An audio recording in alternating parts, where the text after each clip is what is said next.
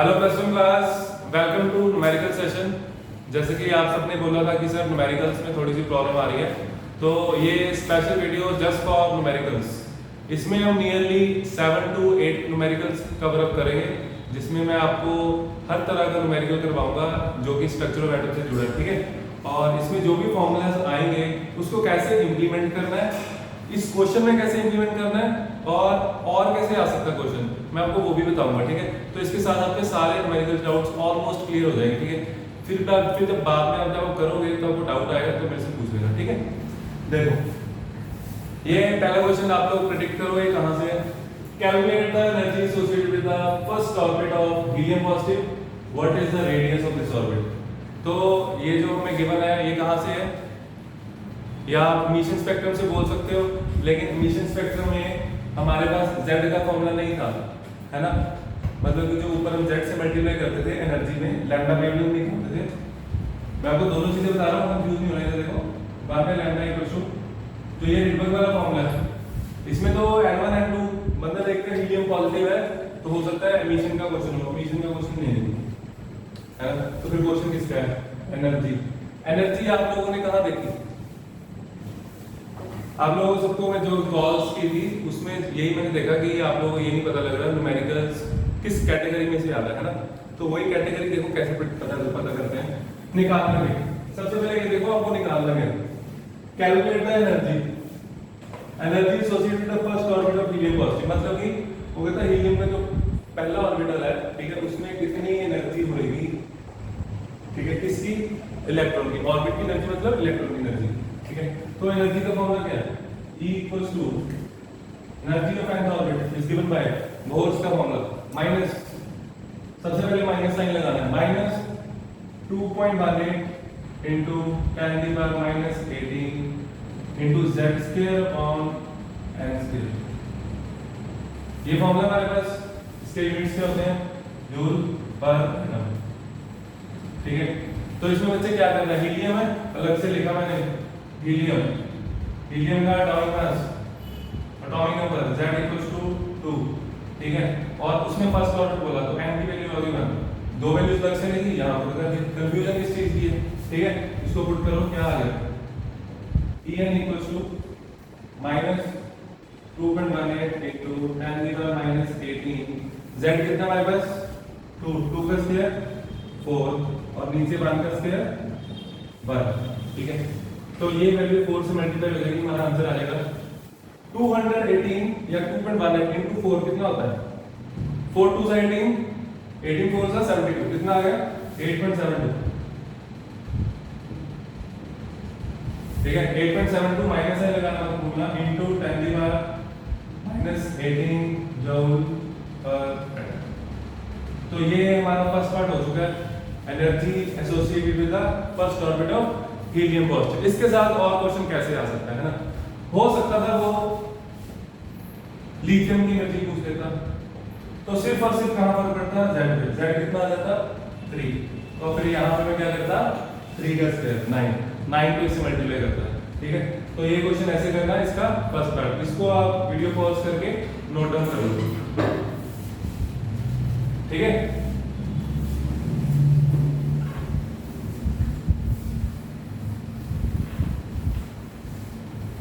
अब देखो second part what is the radius of this orbit. Second part क्या है, रेडियस। तो देखो बोहर के फॉर्मूले तो आपको याद करने पड़ेंगे अगर आपने क्वेश्चन करना है, सारे फॉर्मूले एक बार लिख लिए बच्चे याद हो जाते हैं, ठीक है। Radius r equals to a0 n square by z। First orbit की वो कहता है रेडियस कितनी होगी, a0 की वैल्यू कितनी होती है 52.9 पिकोमीटर, पिको मींस 10 की पावर माइनस 12, ठीक है। एंड n स्क्वायर की वैल्यू, n कितना हमारे पास फर्स्ट है और z की वैल्यू कितनी है 2, 52.9, ठीक है। तो ये मैंने आपको अगर याद हो, जब मैं कंसेप्ट समझा रहा था ये वो रेडिएशन कर रहे तब भी मैंने कराया था हीलियम पॉजिटिव वाला क्वेश्चन, ठीक है। तो ये कितना आ रहा है मुझे 2 से डिवाइड करके 26.4 पिकोमीटर, इट्स पिको आंसर। आया समझ, मैंने हाइड्रोजन के साथ कंपेयर करके बताया था कि हाइड्रोजन की रेडियस होती है इसकी ज़्यादा होती है, इसकी कम होती है। इसकी कम क्यों होती है? क्योंकि इसका न्यूक्लियर चार्ज ज़्यादा है, न्यूक्लियर चार्ज ज़्यादा, साइज कम हो जाएगा। ठीक है, तो ये था बच्चे आपका फर्स्ट क्वेश्चन। इसमें इस तरह के क्वेश्चन आते हैं। इसमें और कैसे कैसे क्वेश्चन है आपको वो समझा रहा हूँ, ठीक है, ध्यान से समझना।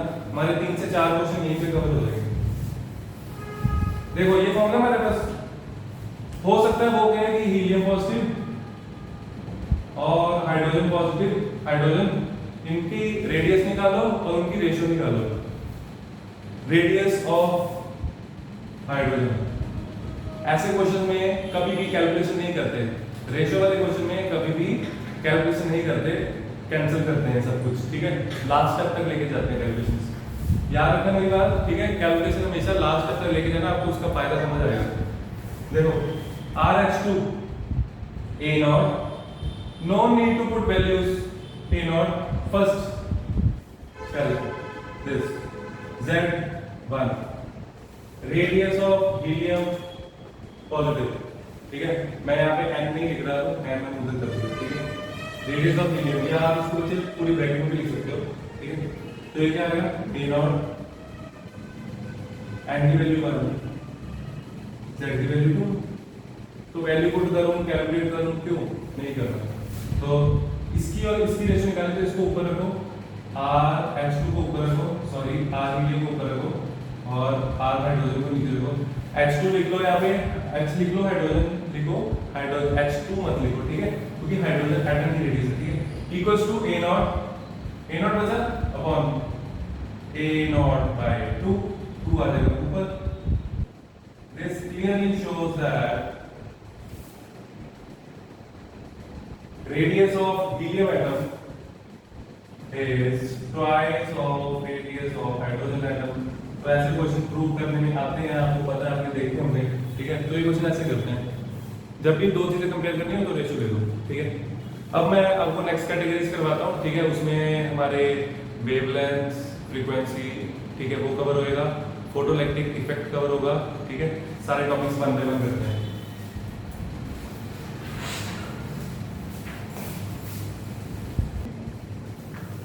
नेक्स्ट क्वेश्चन जो हमारा है, ये आपका इलेक्ट्रोमैग्नेटिक रेडिएशन में से, उसमें आप लोगों ने क्या क्या फॉर्मूले किए? पहले मैं आपको फॉर्मूलास बता रहा हूँ। देखो, सबसे पहले था E इक्वल्स टू hc/λ। ठीक है, ये फॉर्मूला आपको पता होना चाहिए, और E इक्वल्स टू hν, ये पता होना चाहिए। ये कैसे आया? Because we know nu equal to c/λ। बस यहीं पे सारा कुछ घूमेगा। ठीक है, सिंपल। अब जी ये जो एनर्जी है, किसकी एनर्जी है? सिर्फ एक फोटोन की। ठीक है, जब मैं n फोटॉन्स निकालने होंगे, E equals to nhν। This formula is very very very important. ये क्वेश्चन मैं आपको बच्चे 2 तरीके से कराऊंगा। ठीक है, आप लोग बहुत इजी लगेगा। ये फॉर्मूला इस न्यूमेरिकल से रिलेटेड है। ठीक है, जितने क्वेश्चन है सारे इसके साथ ही होंगे। ठीक है, चलो इसको करते हैं। देखो, आप लोग ये चाहे बाद में नोट कर लेना, सिंपल से फॉर्मूले। देखो, हमारे पास पहले हम देखते हैं गिवन क्या है। How many photons of light with a wavelength of 4000 picometer are necessary to provide 1 joule of energy। वो कहता है टोटल 1 जूल एनर्जी चाहिए हमें, है ना? उसके लिए कितने फोटॉन्स चाहिए? फोटॉन्स मतलब बंडल, ये रे फोटॉन्स। ये इतने ज्यादा फोटॉन्स मैं बना नहीं पाऊंगा। ठीक है, हर एक एनर्जी है hν। ठीक है, कुछ बच्चे कह रहे थे तो हमें फ्रीक्वेंसी पता नहीं थी, वेवलेंथ दी हुई है, तो वेवलेंथ से फ्रीक्वेंसी हम निकाल सकते हैं, न्यू इक्वल टू c/λ। ठीक है, तो ये फॉर्मूला हम चलो क्या आ गया हमारे पास?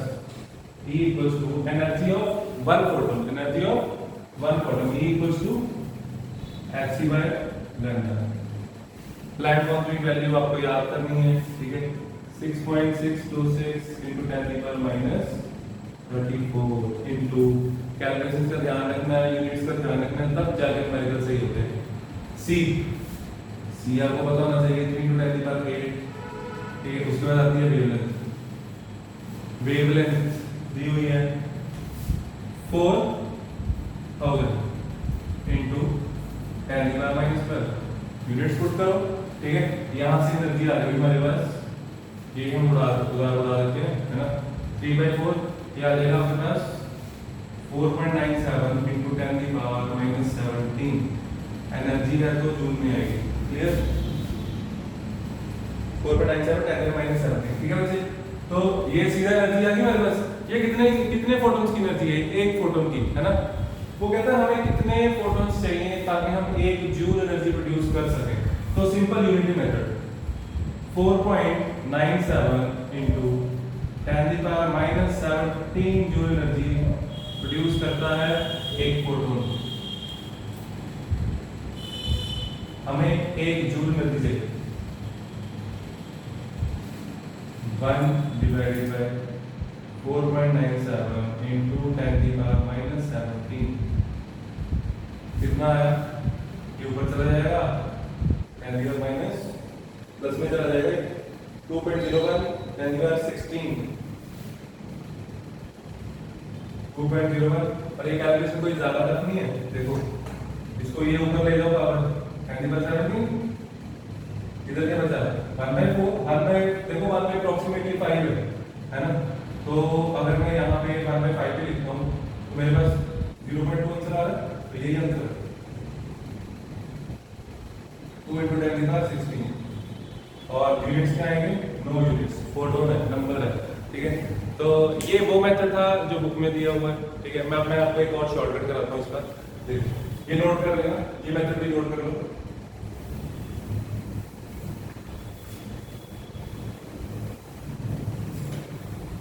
हम लोग इतनी मेहनत क्यों कर रहे हैं ना? हमारे पास एक और formula E total energy equals to N into x mu या C/1। ये होगा N यहाँ पे लगाना, नंबर ऑफ फोटॉन सीधा आ जाएगा। Energy of 1 photon total energy. ठीक है, एनर्जी ऑफ 1 फोटॉन को N से मल्टीप्लाई किया तब मेरे पास क्या है? Total energy. तो यहाँ से N निकाल दो, N क्या आ जाएगा? Total energy divided by energy of 1 electron. सीधा सिंगल स्टेप में हो जाएगा। ठीक है, तो यहाँ पे आ जाएगा नीचे hc बाय लैम्डा ऊपर चला जाएगा। ठीक है, कुछ मुश्किल नहीं है, सिंपल है। एनर्जी क्या पुट करोगे? 1 जूल लैम्डा 4000 इंटू 10⁻⁻12। नीचे हमारे पास क्या है? Planck 6.626 10⁻⁻34 C 3 into 10⁻8। आंसर निकालना सेम आएगा। ठीक है, तो ये था आपका सेकंड क्वेश्चन। इसके साथ के जितने भी क्वेश्चन है ना उसमें सब में यही है। फ्रीक्वेंसी दी होगी, वेवलेंथ निकालनी है, फिर वेवलेंथ में पूछा, आगे से एडवांस क्वेश्चन आ गया तो वेव नंबर पूछ लेना, 1/λ कर देना। तो ऐसे ही रिलेट करना है एक दूसरे को। ठीक है, तो सिंपल से क्वेश्चन है, ट्राई करो, होंगे। अब हम आगे चलते हैं। ठीक है,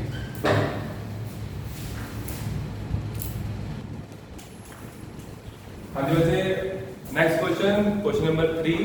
और ये हमारा क्वेश्चन कहाँ से है आप लोग गैस करो। A photon of wavelength 4 into 10⁻³ meters strikes on a metal surface। जब आप पहली लाइन पढ़ते हैं strikes on a metal surface और फिर वर्क फंक्शन दिया होता है तो वहां से हमें पता लगता है क्वेश्चन फोटो इलेक्ट्रिक इफेक्ट से। ठीक है, और इसके जो फॉर्मूलाज हैं फोटो इलेक्ट्रिक इफेक्ट में जो यूज होते हैं वो आपको मैंने ड्राइव कराई है, प्लैंक थ्योरी कराई है। ठीक है, तो आगे देखते हैं क्वेश्चन कैसे है। The work function of the metal being 2.13 eV calculate. हमारे पास एक मेटल सरफेस है, उस पे फोटोन पर्टिकुलर वेवलेंथ का स्ट्राइक कर रहा है और हमें वर्क फंक्शन गिवन है और हमें कैलकुलेट करना है क्या? Energy of photon in EV, electron volt में एनर्जी निकालनी है फोटोन की। Kinetic energy of the emission, kinetic energy total कितनी आएगी?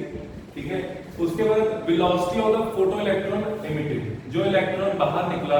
फोटो इलेक्ट्रॉन इसको इसलिए बोलते हैं, फोटो का मतलब लाइट, लाइट के कारण जो इलेक्ट्रॉन बाहर आया उसको बोलते हैं फोटो इलेक्ट्रॉन।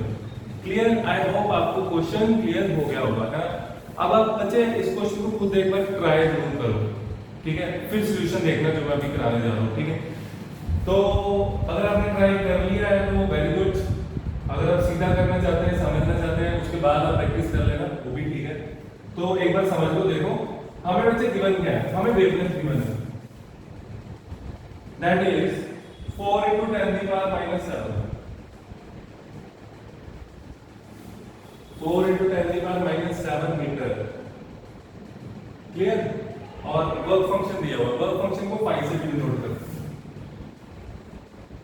वर्क फंक्शन हमें दिया है 2.13 eV। eV भी तो एनर्जी के यूनिट भी होते हैं, है ना। एक हमारे पास होता है क्या, 1 joule equals to 1 eV, 1 eV equals to 1.602 10⁻⁻19 joule. तो eV जो है बहुत छोटा यूनिट है, क्लियर।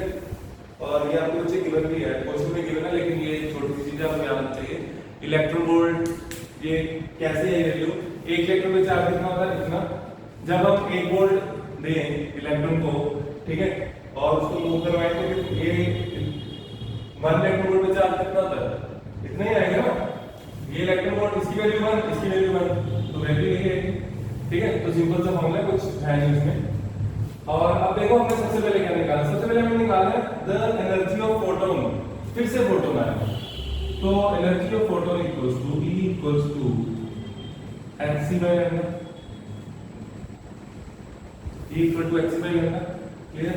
हमने निकाली एनर्जी, प्लैंक कांस्टेंट में पता है 6.626 10⁻⁻34 into C, 3 into 10⁻8 और नीचे 4 into 10⁻⁻7। तो ये तो वेवलेंथ 4 वाले जो पिछला क्वेश्चन था, वेवलेंथ वाला सेम ही है। देखो 3/4 उसमें भी बनता था, इसमें भी बनता था, मतलब कि यहाँ पे नंबर सेम आएगा, दैट इज 4.97 है ना, यही ना। 4.97 into 10 क्या आएगा वो हम देख लेते हैं। 4.97 10⁻⁻19 10⁻⁻19 हो जाएगा इस बार, ठीक है। ये आ गया हमारे पास। ये बच्चे एनर्जी आई है हमारे पास एक फोटोन की, क्लियर।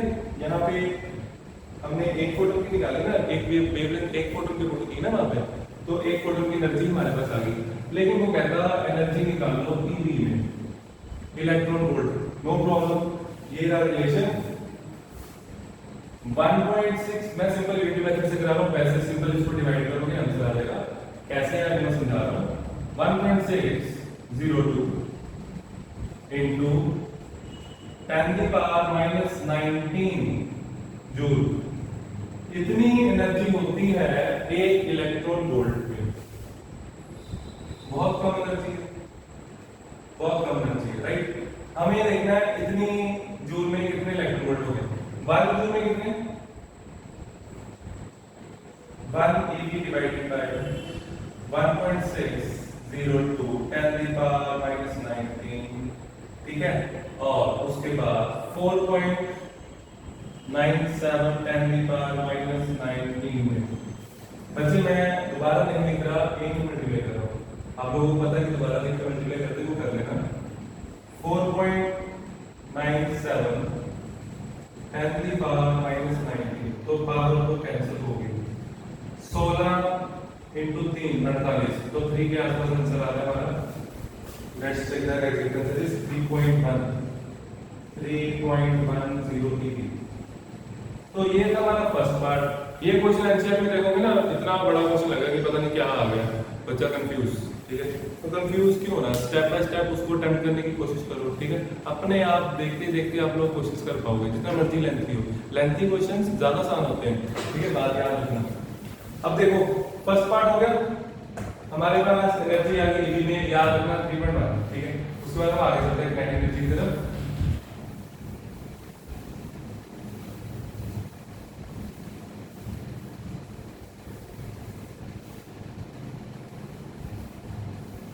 वर्क फंक्शन दोबारा देख लेंगे, कोई बात नहीं। वर्क फंक्शन कितना था, 2.13 है ना। तो मैं यहाँ पे लिख लेता हूँ, हमारे पास एनर्जी एक फोटोन की आएगी 3.1 eV, राइट। और वर्क फंक्शन कितना है 2 पॉइंट समथिंग, कितना समथिंग 2.13। एनर्जी फोटोन की वर्क फंक्शन से ज्यादा होनी चाहिए for photoelectric emission, right. Energy ज्यादा तो एमिशन तो होएगा, कभी तो अगले दो पार्ट पूछ रहा है, नहीं तो काइनेटिक एनर्जी और वेलोसिटी पूछ पाएगी, ठीक है। चलो अब फॉर्मूला क्या था, टोटल एनर्जी जो आपको पता है that is divided into 2 parts. कौन कौन सा पार्ट होता है? एक होती है threshold frequency, sorry work function, ठीक है, work function plus kinetic energy. The whole energy is divided into two parts, that is work function and kinetic energy. Work function पता ना क्या होता है? जो मिनिमम एनर्जी चाहिए होती है इलेक्ट्रॉन को जस्ट बाहर निकालने के लिए, ठीक है. ये गिवन है, ये गिवन है, यहां से kinetic एनर्जी आ जाएगी.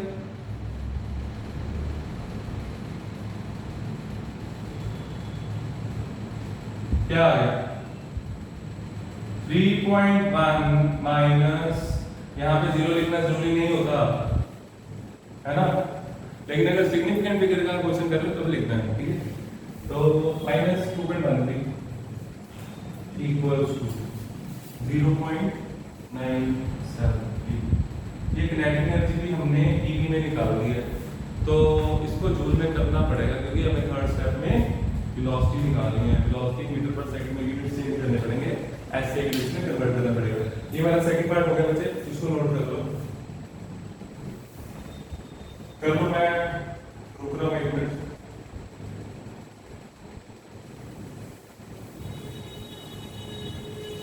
चलो, हमारे पास किनेटिक एनर्जी आ गई. 2 पार्ट हो गए, ये क्वेश्चन 5 नंबर में आएगा, ठीक है. किनेटिक एनर्जी कितनी आई? 0.97 eV. Velocity of the photo electron emitted, इसके 2 फॉर्मूले के साथ आप इसको कर सकते हो, आपकी मर्जी है, ठीक है. पूरा फॉर्मूला बच्चे लगाने की जरूरत नहीं है, ये वाला E = 5 प्लस किनेटिक एनर्जी, यहां पे आप पुट करोगे हाफ mv². हमें क्या जरूरत पड़ी है? इसको इधर माइनस करके ये निकाल तो लिया, इससे सीधा निकाल लेंगे, ठीक है. लेकिन उससे पहले एक चीज और करनी है, वो सोचो क्या है. टेक अ मिनट, सोचो और क्या करना पड़ेगा. पहले हमें इसको कन्वर्ट करना पड़ेगा किसमें? जूल में, ठीक है. हमें पता है 1 eV is equals to 1.602 10⁻⁻19 joule, right. और हमें 0.97 eV देखना है. 1.602 into 10⁻⁻19 divided by 0.97 divided by 1 into 0.97, ठीक है. चलो, 1.6 को ऑलमोस्ट 1 से मल्टीप्लाई करो, उसके आसपास ही आंसर आ जाएगा, उसके बिल्कुल नजदीक होगा. चेक करते हैं.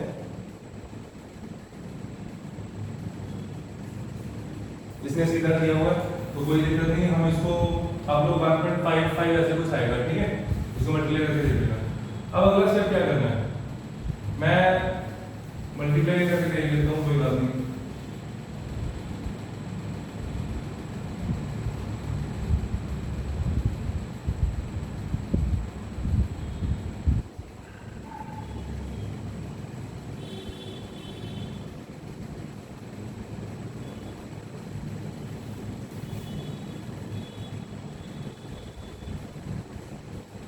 मैं 1.5 लेके कर रहा हूँ, आप लोग एग्जैक्ट आंसर निकाल लेना, ठीक है.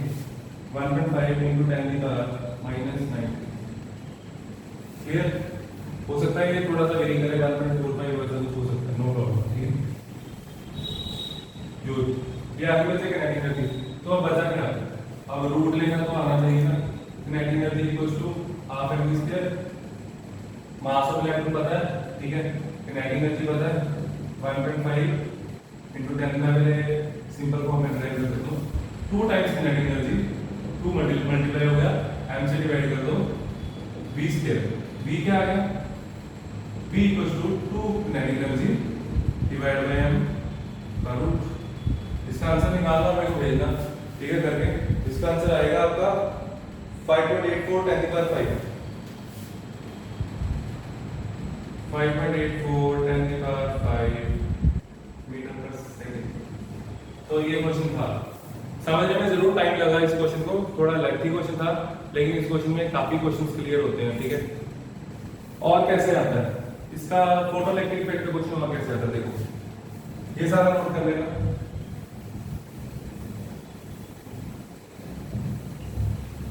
आप लोग बताओ और कैसे आ सकता है क्वेश्चन. सोचो, मेरे को वर्क फंक्शन गिवन था,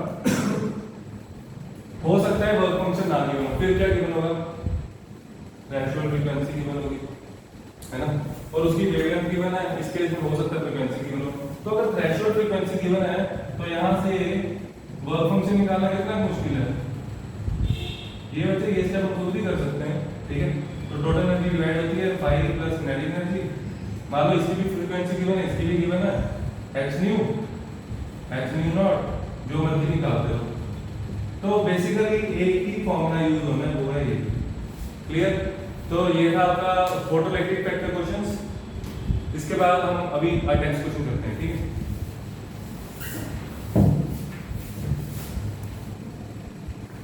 हाँ जी बच्चे, अभी हमारा लेटेस्ट टॉपिक जो कि डी ब्रोगली वेवलेंथ है ना, आप लोगों ने लास्ट टॉपिक वही किया। उसके क्वेश्चन देखो कैसे आते हैं। Calculate the mass of photon of sodium light having wavelength 5894 angstrom, that is 10 to the power minus 10, and velocity this photon की वेलोसिटी इतनी होती है, ठीक है। इसमें दी हुई है, नो प्रॉब्लम, हमें दी हुई तो बहुत अच्छी बात है। अगर कोई पार्टिकल होता तो उसकी भी देता वो, है ना। लैम्डा सिंपल क्या निकालना है, calculate the mass of photon. जैसे मास आता है तो हम लोगों में दिमाग में आता है कि मास तो हमने पढ़ा ही, फोटोन का पहले जो पिछले फॉर्मूले हैं E = h न्यू, वहां पे मास तो कहीं भी नहीं है, तो मास सीधा डी ब्रोगली पे आ गया, ठीक है। देखो लैम्डा = h/mv। ये क्वेश्चन मैं सॉल्व नहीं करवाऊंगा, समझाऊंगा, ठीक है। Lambda = h/mv। तो हमें पता है वेवलेंथ गिवन है, प्लैंक कांस्टेंट पता है, वेलोसिटी पता है, मास निकालो, ठीक है। मास निकालो और आंसर मेरे को भेजना, ठीक है। उसके बाद next question, if the velocity of electron in Bohr's first orbit is 2.110⁶ metre per second, calculate de Broglie wavelength. इसमें डी ब्रोगली वेवलेंथ निकालनी है, ठीक है। तो जैसे बोहर आएगा करना नहीं है, बोहर आ गया कौन सा फॉर्मूला लगाना है, इतने सारे फॉर्मूले हैं, लगाना नहीं है। देखो आगे क्या कर रहा है, जैसे जैसे स्टेप बाय स्टेप आगे बढ़ो, ठीक है। तो हमें गिवन क्या बचा, वेलोसिटी गिवन है। Velocity is given to us, that is 2.19 10⁶ meter per second, ठीक है। कैलकुलेट डी ब्रोगली वेवलेंथ इन लैम्डा = h/mv, ठीक है। यहां से क्या निकाला, वेलोसिटी दे दी उसने, मास हमें इलेक्ट्रॉन का पता है, ठीक है। वेलोसिटी ऑफ इलेक्ट्रॉन है ना, तो मास इलेक्ट्रॉन का वो पता कितना होता है, 9.1 10⁻³ kg, ठीक है। तो मास हमें प्लैंक कांस्टेंट पता है, हमें मास पता है, हमें वेलोसिटी पता है, वेवलेंथ हम क्यों नहीं निकाल सकते, हम निकाल सकते हैं, ठीक है। तो इस तरह के क्वेश्चंस हैं जो आप लोग कह रहे थे कि प्रॉब्लम्स आ रही हैं, और एनसीईआरटी के और क्वेश्चन, बाकी के जो क्वेश्चन रह गए हैं कुछ इसी तरह के बेस्ड होंगे जो मैंने बातें बताई, ठीक है। उनको इंप्लीमेंट करना, आपकी 90% प्रॉब्लम जो है वो सॉल्व हो जाएंगी, ठीक है। और जो प्रॉब्लम्स बचेंगी वो आप मेरे को भेज देंगे।